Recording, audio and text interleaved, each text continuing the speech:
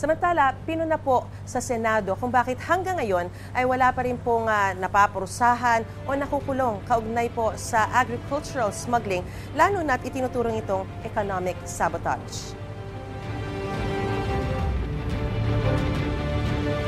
Kabilang sa mga tinalakay sa pagdinig ng Senate Committee on Agriculture, Food and Agrarian Reform, ang nabiso ng Department of Agriculture na smuggling sa Port of Subic ng 318 million pesos na halaga ng mackerel, carrots at sibuyas. Itinanggi ng mga nakalistang consignee na kanila ang mga produkto.